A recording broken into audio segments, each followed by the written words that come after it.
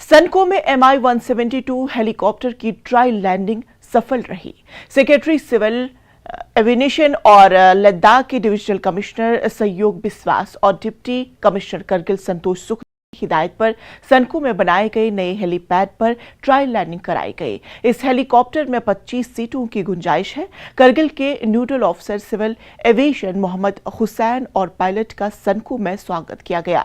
सनको में करगिल की लद्दाख पहाड़ी काउंसिल के काउंसलर आगा सईद अहमद रिजवी के साथ executive engineer SVD Syed Mehdi और मकामी लोगों ने हेलीकॉप्टर से आने वाली टीम को वेलकम किया।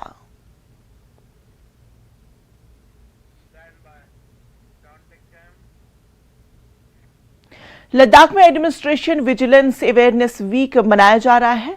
करप्शन फ्री इंडिया की थीम को प्रोग्राम रखे जा रहे हैं। लेह में भी एंटी करप्शन ब्यूरो के साथ मिलकर विजिलेंस लोगों ने प्रोग्राम रखा था। यहां अधिकारियों को इंटीग्रिटी कायम रखने की कसम दिलाई गई।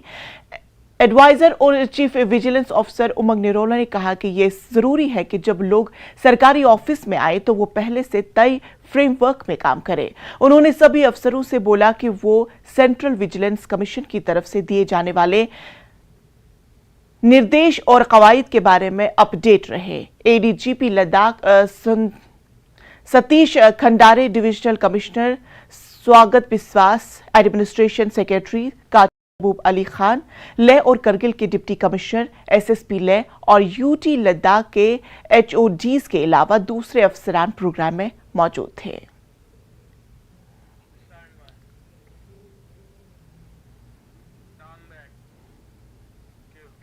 नेशनल कॉन्फ्रेंस करगिल एक बार फिर से